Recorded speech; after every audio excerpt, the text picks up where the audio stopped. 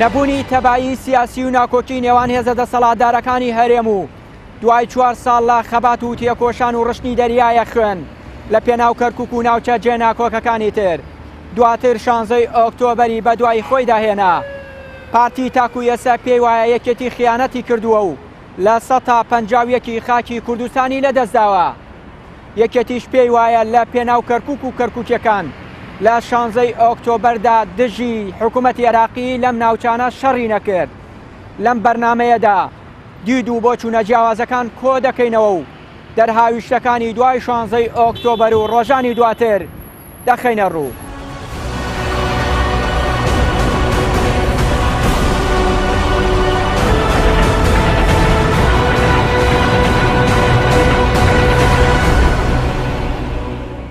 دوای ڕوخانی دەسەڵاتی بەعس و بەشداری کورد لە بنیادنانەوەی عێراقی تازە و دانانی دەستور توانرا لە نێو دەستوردا بە مادەی 58 و دواتر 140 ڕێگە چارەیەک بۆ یەکلایکردنەوەی کێشەکانی کەرکووک و ناوچە جێناکۆکەکانی دیکەدا بنرێت. بەڵام دوای زیاتر لە 13 ساڵ نە کێشەکان چارەسەر نەکران بەڵکو ململانی نێوان دەسەڵاتدارانی هەرێم و بەغداد قوڵ بوویەوە و تا گەیشتەوە ئاستەی بەغداد بە شەبوجەی هەرێم ببڕێت.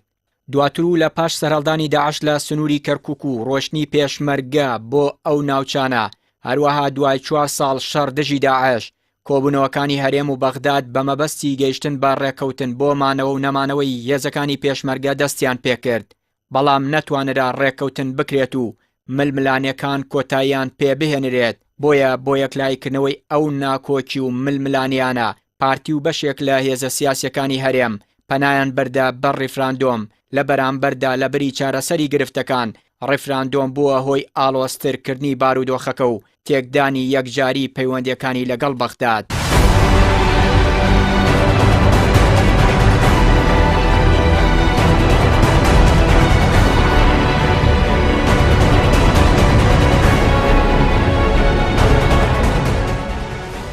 بێ ئیدارەیی بێ ئاسایشی کەمی خزمەت گوزاری وەکو کارەبا و ئاو تەنانەت نەخۆشخانە و ئەمانە ئەبێتە هۆی ئەوەی خەڵکی کەرکووک هیچ فەرقی نیە لەگەڵ خەڵکی بەسڕە یان ناسریە یان پارێزگای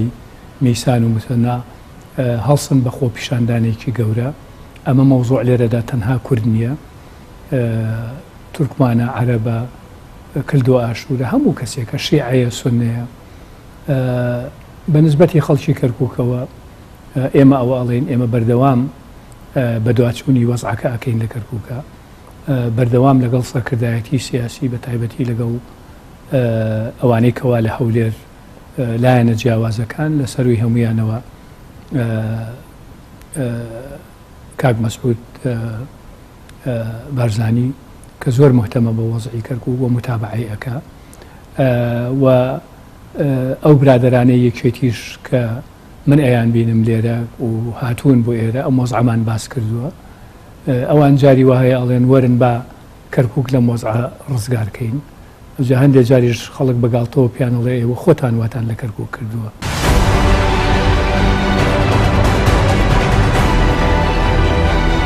نەخێت بە هیچ شێوەیەک پارتی دیموکراتی کوردستان نە لەگەڵ یەکێتی لەو بارەوە هاوکار بوو، نە هاواهەنگ بوو، نە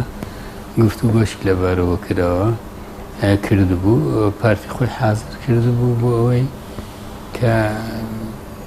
ئەو شوێنەی خاکی کوردستانە هەویەی کوردستانیەتی کەرکووک و ناوچەکان جێگیر بێتن. بەنسبەت 16 ئۆکتۆبەر وەکو بەرپرسەکانی یەکێتی خۆیان ئاعترافیان کرد. مەسەڵەن جێگیری یەکەمی سکرتێر، بەرپرسی یەکەی هەفتە، بەرپرسی دەستی کارگەڕی لە مەکتەب سیاسی یەکێتی خۆیان وتیان ژمارەیەک لە ناو ئێمە کاتی کە چوونە میحوەری 4 شەوەکەی 15 لەسەر 16 زۆر بە ڕێژگاوی بەرپرسی میحوەری 4 وتی ئێمە ڕێککەوتوین لەگەڵ ئێران، لەگەڵ حەشتی شعبی، لەگەڵ ئەمریکیەکان. هێزەکانی ئەوان دێنەنا ئەو مقڕەی ئێمە و کەرکووک تەسلیمی یەکێتی نیشتیمانیەکە و محوەری فەرقی مەدەڕعی نۆش لە سەیتەرەی کەرکووک سلێمانی بە حولێکەوە بەڕێ پردیەوە دێن بە هەولێر ئەوە ئاعترافێکی ئەوە بوو دوای ئەوەی ئێمە کە ئیسرارمان کرد بەوە ئێوە لە باشووری کەرکووک هێزەکانتان پاشێک شێپی کردووە بۆچی لێرە جێگەیەکی ئەوە گرنگ هەیە وەکو مەکتەب خالد بۆچی ئێوە لەوێنە قواتەکانتان ئەمرتان پێکردوە سەحب بێوشەوە تەنیمە شەڕی هەزار عێراقمان پێ ناکرێ هەزار دەبا بێنە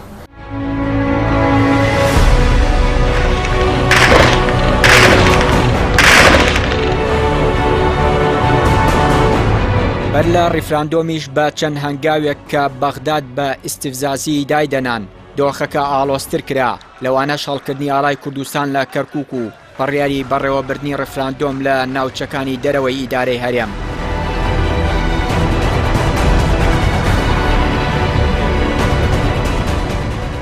من پێم وایە 16 ئۆکتۆبەر بۆ خۆی دەرهاویشتەی یەک ڕیز نەبوون و یەک هەڵوێست نەبوونی و تێکچوونی نێوماڵی کورد بوو بۆ خۆی لە خۆیدا ئەجنا دەبوو مادام ئێمە قەنەعەتمان وایە لە چوارچەوەی عێراقدا دەچین و ئیعلانی جیابوونەوەمان نەکردووە هەموو ئەوانەی کە کرا دەرکەوت کە پڕۆپاگەندە بوو کە ئەیانود مادی سۆسیل جێبەجێ کراوە ئەیانودەوەی ترسنوور نەماوە ئێمەشی خۆمان جێبەجێ کردووە ئەمانە هەمووی بەڕاتی پڕۆپاگەندە بوو دەرکەوت هیچی وانە بوو بەڵام مادام دان بۆ دانراوە کە ئێمە لە چوارچەوەی عێراقدا دەژین دەبوو بە یەکڕیزی نێوماڵی کورد معامەڵەیەکی تەندروستی لەگەڵا بکرایەوەتە ڕێکەوتنێک بکرایە کە دەرهاویشتەکانی ئەم بڕیارە ناڕێک و نایاسانی بەدای خۆیدا نەهێنایە بێگومان کورد لەم حاڵەتەیە زەرەری زۆری کردووە ئێستا نەک هەر کورد بەڵکو پێکاتەکانی عەرەب و تورکمان عەرەبی سوننە و تورکمانیش بە هەمان شێوە زەرمەند بوون و ئەم بڕیارانی کە ئێستا دەرچێ من بە بڕوای من بە بڕوای زۆربەی ئەوانەی کە لە حاڵەکە شارەزان ئەزان کە نایاساییە و بڕیارگەلێکن کە بۆ پێکهاتەیەک تایبەت بە پێکهاتەیەک دەدرێ و قۆرەکاری تێدایە و دووبارە پاکرداوی ڕەگەزی لێ ئەخوێنرێتەوە بۆیە پێویست دەبوو کورد بە یەک ڕیزی خۆی ئەو کات ینی ڕێکەوتنێکی لەگەڵ حکوومەتی ناوەندیا بکرایە کە ئەم بڕیارانە جێگای قبولکردن نەبوو ئەو کاتە بەڵام بەداخەوە وایان لێکرد کە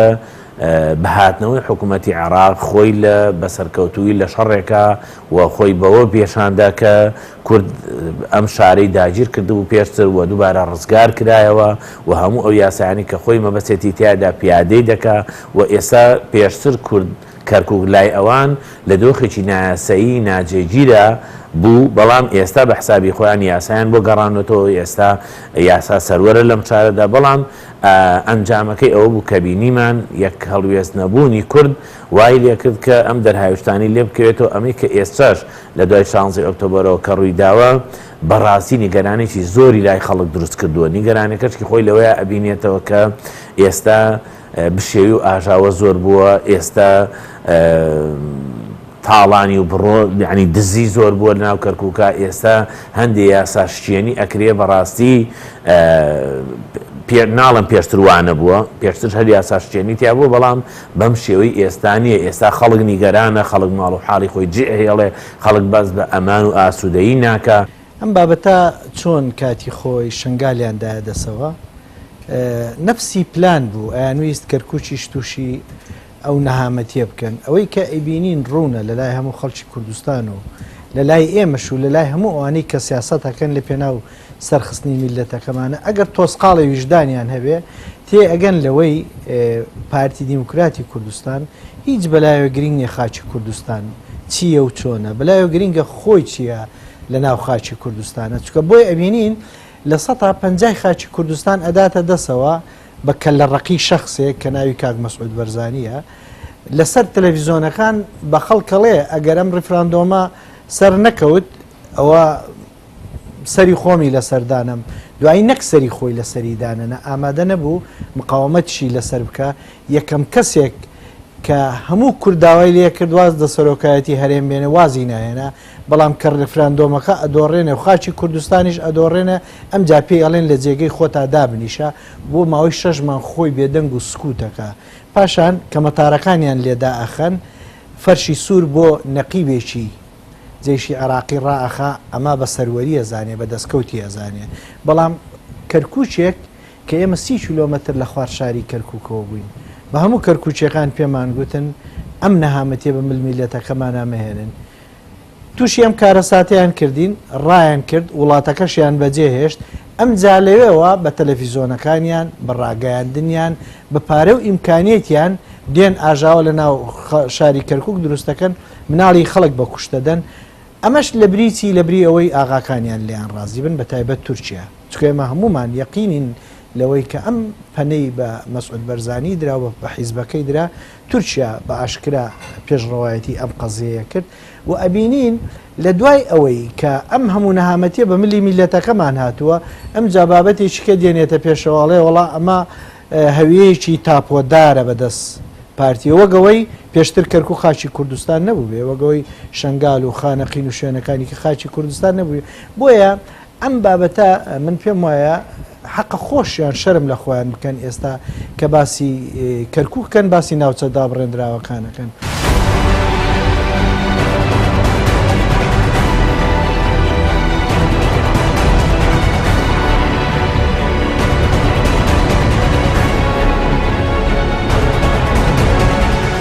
لە سەروبەندی باسوخواسی ڕفراندۆمیشدا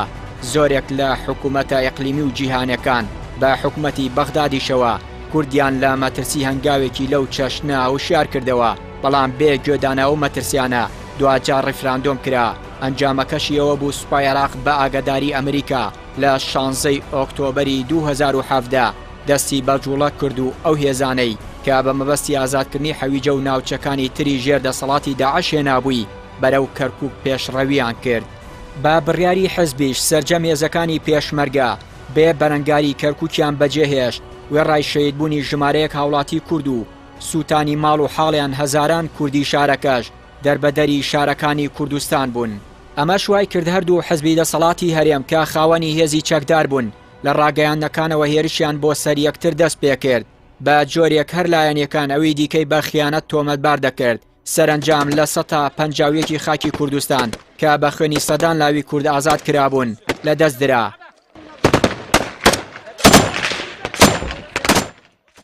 لە دوای ئەو حەدەسانش کە هاتە پێش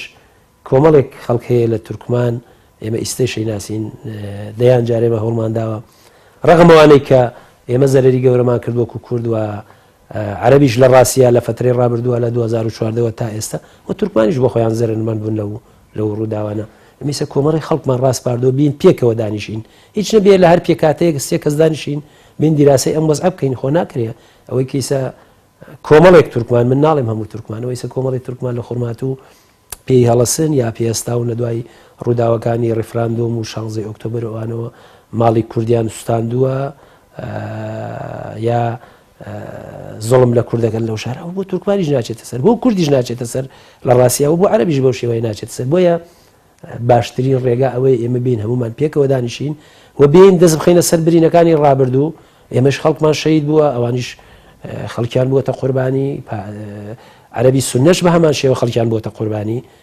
جا لەبەرەوە بەڕاستی ئەگەر خەڵکی عاقڵ و خەڵکیانە بێ مەسلحەتی میلەتەکەی خۆیانی بێ ئەبێ بێن پێکەوە دانیشن چارەسەریە بۆم دۆخە بدۆزێنەوە من ئێستا سێ چوار کەسم ڕاست پاردێ لە عەرەبی سونە لە کوردنە لە عەرەبی سونە بچن لەگەڵ تورکمانە دانیشن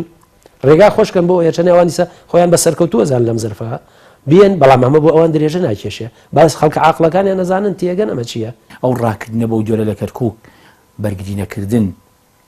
دوورکەوتنەوە لە کەرکووک و شکانی پێشمەرگە بەو شێوەیە لە شکۆدانی پێشمەرگە بۆ پارتی و بۆ یەکێتی خیانەتێکی گەورەیە بۆ پارتی و بۆ یەکێتی خیانەتێکی گەورەیە تۆ بە هەزاران پێشمەرگە بە چەند سەعاتێکی کەم لە کەرکووکا دەرکەیت لە ناوچەکانی خوار کەرکۆ دەرکەی و کەرکووک و خوڕمات و بە جێبێڵی گورگان خواردیان دەی وەکەوەی لە شنگالەکە لە ڕووی بەرپرسیارەتیەوە سەیری بکەی سەرۆکی هەرێم و جێگرەکەی سەرۆکی حکوومەت و جێگرەکەی بەرپرسیارن لەوەی وەزیری پێشمەرگە و وەزیری ناوخۆوان ئەمانە بەرپرسیارن لەوە بۆیە ئەمە ڕوویدا چونکە تۆ کە سەرۆکی هەرێمتەیە سەرۆکی هێزە چەکدارەکانە کە جێگری هەرێمتەیە جێگری سەرۆکی هێزە چەکدارەکانە کە سەرۆکی حکوومەتت هەیە ئەمانە بەرپرسیارن لەوەی نابێ ئەمە ڕووبدا کە ڕوویدا.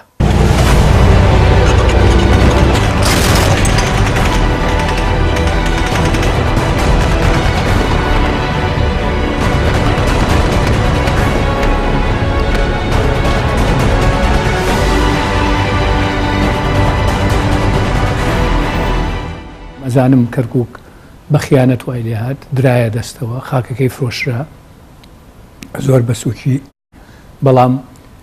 ئەرکی هەموو کوردێکە ئەمڕۆ لە وەزعی کەرکووک تێبگا ئەوە نییە ئەو گروپە ئەمەیان کردووە و بوونەتە هۆی ئەمە ئەوانە جارێکی تر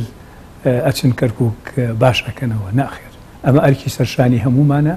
ئەبێ هەمومان پێکەوە بە تایبەتی خەڵکی دڵسۆز و خەڵکی نیشتیمان پەروەر کە هەمیشە ئامادە بووە قوربانی بە هەموو شتێ بدا لە پێناوی پاراستنی خاکەکەی جا ئەم ئەرکە بەگاڵتە بێ یا بەڕاست بێ نابێ بخرێتە سەرشانی ئەوانەی کەوە خۆیان بەم کارە هەڵساون لە ناو یەکێتی نیشتیمانیا خەڵکێکی زۆری دڵسۆز و بەپەرۆش هەن و ئەمڕۆ معاناتی ئەوانیش هەیە لە کەرکووکدا بەڵام چەند کەسانێ سوودمەند بوونە لەوە و ئەیانەوەی بیکەن بە کاری هەموو یەکێتی من لەگەڵ ئەوەدانیم کە هەموو یەکێتی دەستی لەوەیە هەبووە چەند کەسانێک دەستی هەبووە بەڵام ڕەخنەم لە سەرکردایەتی یەکێتی و مەکتەبی سیاسی یەکێتی ئەوەیە کە ئیشەکان وەکو ئەوەی هیچ نەبوو بێواتێ ئەپەڕێ و هیچ لە کۆڵینەوە لەم مەوزوعە نەکراوە و ئەو کەسانەی کەوە بوونەتە هۆی لە دەستدانی نزیکی نیوەی خاکی هەرێمی کوردستان یا باشووری کوردستان ئەمڕۆ شانازی بۆ ئەوکەنەوە کە شتێکی گەورەیان کردووە و ئەمڕۆ ئەوان زاڵن و دەستیان بەسەری یەکێتی داگرتووە.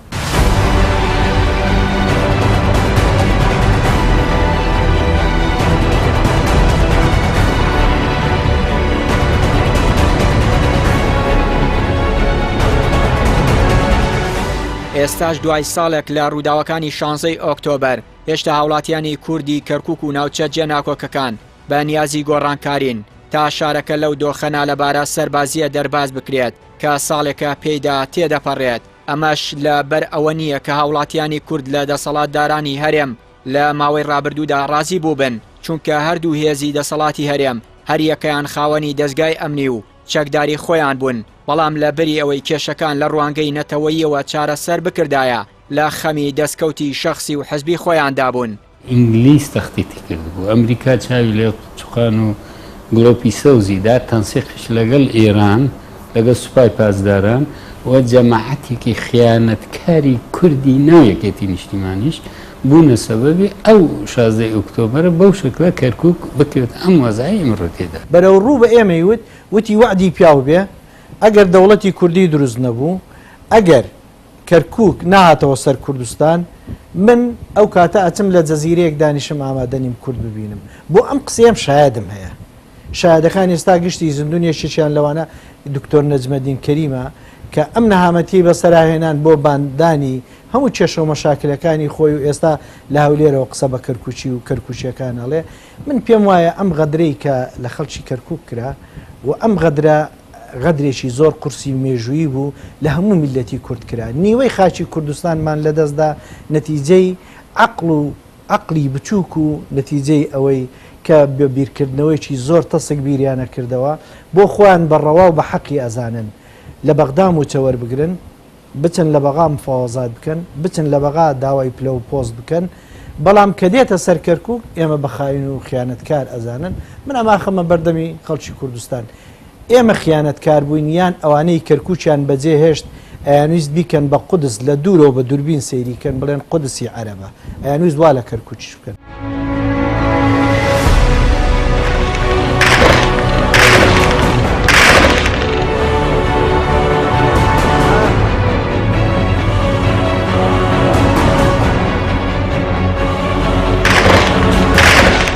یەکێتی و پارتی دەبوو بە یەک هەڵوێستی خۆیان بە یەک ڕزی خۆیان ڕێکەوتنیشان لەگەڵ حکوومەتی ناوەندیا بکرای مادام ئێمە جیان نەبووینێت و ئیعلانی جیابوونەوە لە حکوومەتی عێراق نەکردووە و ئەمانەوێ حکوومەتی عێراقی وەکو چۆن مامەڵە لەگەڵ بەسڕا و بەغدا و پارێزگاکانی تراکە ئاواش مامەڵی لەگەڵ کەرکووک و سلێمانی و هەولێرا بکردایە دەبوو مامەڵێکی تەندروست دەبوو بە ڕێکەوتنێک حکوومەتی عراقی بەهاتایەتەوە نەگەم ڕێکەوتنەی ئێستا کە هەیە ئێستا بەڕاستی من وای ئەبینم کە حکوومەتی عراقی کە پێشتر کەرکووکشی جیا کردووە بەڵام ئێستا بە کەرکووکشەوە کەرکووک بە دەرەوەی سنووری خۆی ئەیزانی لەوە پێش ئێستا سلێمانی هەولێر بە دەرەوەی ئیداری خۆی ئەزانی ئەنا من لە هیچ یاسایەکان نەبووە عێراق لە وڵاتی خۆیدا لە ناو خۆیدا گومرگدانە و شتی خەڵک گومرکە لە کەرکووکە بەس پێشمەرگە نەشکە ئاسایشکە پۆلیسشکە شکۆی کوتشکە زۆر شتشکە بە درێژایی دەلەولا گوڵاڵەوە وە خۆیان ڕێن تا ئەگاتە مووسڵ بە درێژایی ناوتەیەکی فراوان هەموو شتێشکە ئەوەی مانای کوردبوون بوو ئینسانی بوون بوو خەونی کوردبوون بۆ هەمی تێکشکە ئێمە خیانەتی کیاو بەشە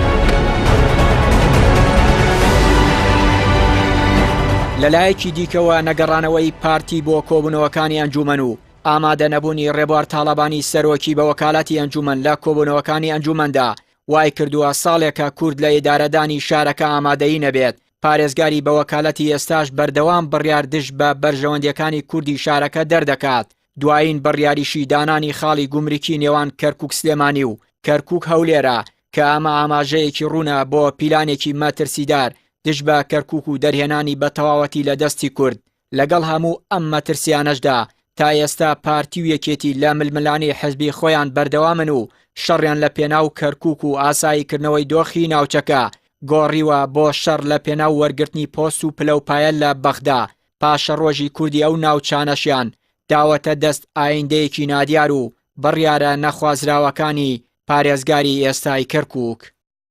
خەڵکی کەرکووک زۆر باش ئەزانێ کەوە ئەمڕۆ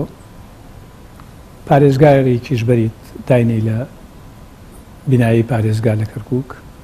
هیچ لە مۆزوع ناگۆڕێ چونکە ئەوەی کە ئەمڕۆ کەرکووک بەڕێوە بە هێزی داگیرکەرە لە حەشدی شعبی و لە سوپای عێراقیش بۆیە ئەبێ باری ئەمنیەکە لە پێش هەموو شتێکە بێتە گۆڕان ئەویش نەمانی ئەم هێزانەیە سوپای عێراقی پێویست نییە لە ناو شاری کەرکووک بێت ئەگەر بۆ ئەوەی کەوا ئەمڕۆ پێڵێن مکافحەی ئێرهاب لە کەرکووک ئێمە هەموو ئەزانین ئێرهاب لەکوێیە و لەکوێوە دێ و هەرماویژە لە کەرکووکدا چونکە بە ناوی ڕزگارکردنی حەویجەوە ئەو ڕۆژەکە ڕزگار کراوە بەناو ئەمانە هەموو چوونەتەوە ماڵی خۆیان ڕیشیان تاشیەوە بە نەوعێکی تر و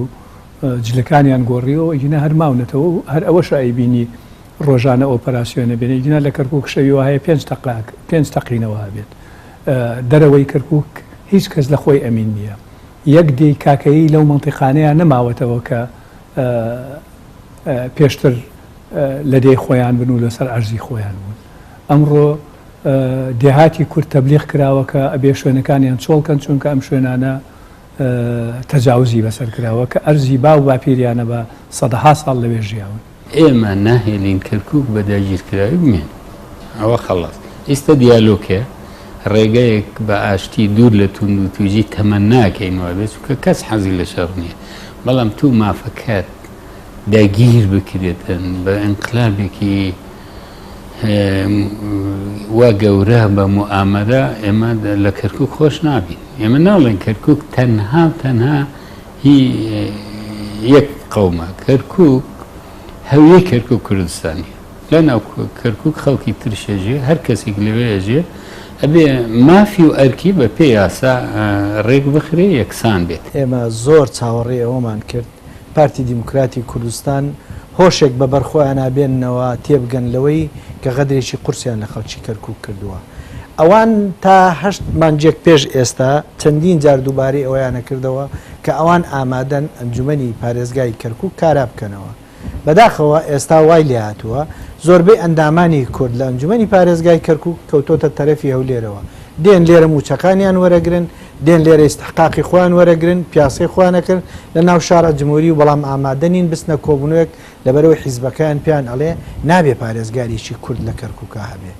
ئاخیر جار زۆر محاومەلەمان لەگەڵاکردن وتیان دێین لەگەڵتان دانیشین لەسەر پارێزگاریش بەڵام ئەمان هەمیشە و ماتەڵە لەم کارەکەن و پێیان وایە ئەگەر پارێزگارێکی کورد بۆ کەرکوک نەبێ ئەوە کەرکوک تووشی داڕزان دێ بۆیە لە ئێستای ئێمە بەڕاستی بیر لە فاکتەری تازاکەینەوە بۆ چارەسەرکردنی ئەم کێشەیە ئیتر بیر لەوە ناکەینەوە پارتی وەکو کورد و کوردایەتی تەماشای ئەوە بکە کە بێن لە کەرکووکە پارێزگارێکمان لەگەڵادا بنن چکە زۆر محاولەمان لەگەڵاکردن زۆر هەوڵ و جۆدیشمان لەگەڵیانەدا ئەوان ئامادەن بە قسە و بە حکایەت لەسەر تەلەڤیزۆنەکانیان زۆر پەرۆشی خۆیان بۆ خەڵکی کەرکوک و ئەوانە دەرەبڕن بەڵام کە دێتە سەر جێبەجێکردن نایکرد من بە لە حیزبەکەی خۆمە دەست پێ بکەم مێمەگە لە ئیمانەیە لە حیزبەکەی خۆمان چووکە وەک پێویست ئاوڕێن لەو شارە نەداوەتەوە و دەیان جار بانگێشتمان کردوون بۆ ئەو شارە قیادەی کورد و مەسئولینی خۆمان مەکتەبی سیاسی هاتوین دایش نیشتوین بەڵام چارەسەریان بۆ کێشەکان نەدۆزیوەتەوە هەوڵی جددیان نەداوە هەرچەنە من پێم وایە بەشێکی لەوانەیە هەندێ شتی مۆزوعی بێ کە دەسڵاتی قیادی ئێمەشیتیانە بێ بەڵام ئەیانتوانی هەنێکی شتی زاتیە ئەیانتوانی هەنگاوی باش بنن ئەوەی کە ڕوویدا بەو شێوە ڕوونەدا کە لە وەزعانە ڕوویداوە خەڵکی ئێمە زەرمەندی گەورە بوو.